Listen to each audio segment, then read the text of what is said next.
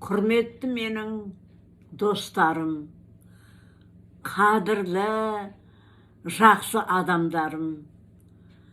Менің сіздерге айтарым көп деп жүремін ғой. Көргенім де көп, айтарым да көп, берерім де көп деп. Енді 84 жасқа келгенде жай жүрген жоқ шығармын. Оны өздеріңіз де білесіздер. Бірақ бүгінгі айтайын деген әңгімем мүлдем басқа. Бұл менің өз қуанышым. Бірақ осындай жағдайлар бәріңіздің де көпшіліктің басынан өткен жағдай. Ешкімді немқұрайлы қалдыра қоймас деп ойлаймын. Менің бүгінгі қуанышыммен сізді бөліскелі отырғаным. Бүгін мен қуанышым қойныма сыймай кетті деп отырғаным. Бүгін мен Жұмкен бауырымды көрдім. Кәдуілгі өзіміздің ұзын бойлы, сымбатты, қолдан кітап түспейтін, ұшып қонып тұрмайтын, Темкен бауырыма тартқан салмақты сөздері бар, дұрыс, әдемі Жұмкенді көрдім. Ұзақ сөйлестік, тіпті сырласып та кеттік. Бәрі келді. Аузы жабылар емес, таңғалмаңыздар. Бұл біз жоғалтқан Жұмкен. Ол арақты қойдым. Көретінді көрдім ғой, қойдым дегені есімде. Сене қойған жоқпын. Жұмкеннің өмірі көз алдымда. Уыздай жас жігіт, оқу жақсы. Алдынан қыздар мен бұндалап тұрады. Әскерден келіп, парт қызметтің алғашқы сатысы комсомол комитетінде нұсқаушы қызметін атқарып жүр. Бәрі жақсы, болашағы бар.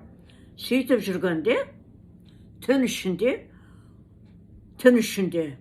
бір қыз бұрындары жүрген бәнемене үйге келіп, алып кетіп, тиіп алды. Ақыры алқаш шыңнап Жұмкен етіп, қаңғыртып жіберді. Өзі басқа байға тиіп кетті. Әкеміздің әперген үйі де айдаладағы біреуге өтіп кетті. Өтті. Жарайды. Қош. Ол туралы әңгіме жоқ, айтқым келмейді. Жұмкен содан кейін де өзімізді жақсы білетін текті, жас уылжыған Айжан есімді бір сұлуға шын ғашық болып үйленді. Қызды болды. Бірақ арақ дегеннің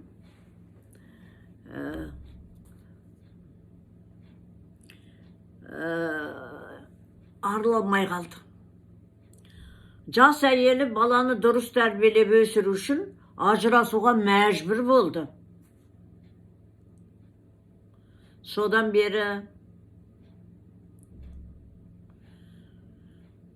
бері ондаған жылдар өтсе де, ол әйел тұрмысқа шықпады. Ал біз бауырымызды қалыпқа саламыз деп не көрмедік, не істемедік. Ел ордасы Астананың төріндегі үйге тұрғызып, ішін керек жараққа толтырып, жоғалтқан құжаттарын түгендеп, правасын алып, мәшина алуды қарастырып жүрміз. Сөйтіп біз абыр-сабыр болып жүргенде, таңертең барсақ, Жұмкен удай мас. Мен кетемін. Маған ешқандай әйел керек емес. Мен өз әйеліме кетемін. Сендер мені үйлендіремін деп жүрсіңдер ғой. Жоқ, кетемін. Әйеліме барамын. Содан сол кеткеннен мол кеткен. Анда-санда бауырымыз езіліп, жүрек шыдамай іздеп, тауып хабарласамыз. Кәне, махаббатыңмен қосылғаның десек, немене, мына түріммен, қай бетіммен оған қалай барады екенмін, дейді. Көресіңдер әлі. Міне, Жұмкенді көріп отырмын.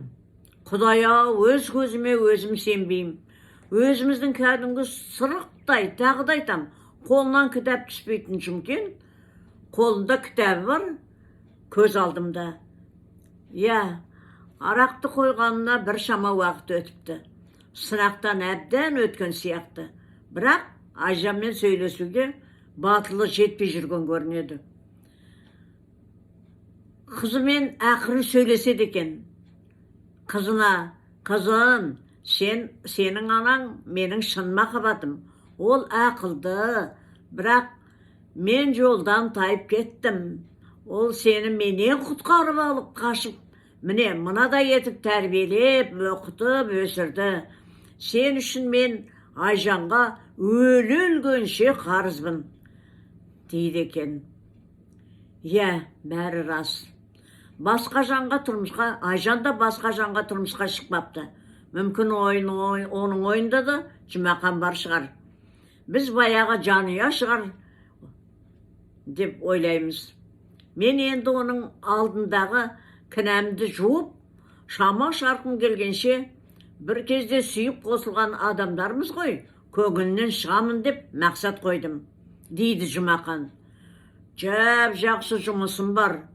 Мүмкін машинада алып қалатын шығармын. Күт мені, дейді екен қызына.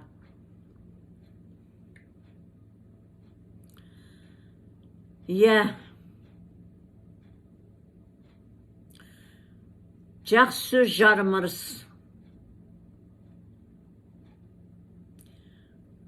Менің де жаным жадырап қоя берді. Тіпті қуанышым қойныма сыймай кетті. Бір кезде ол терең ойнан сілкініп қоянғандай. Иә, амандық болсын. Мен де Құдайға қараған адаммын ғой. Дастарханға бата берейінші деп, қолын жайып бата берді.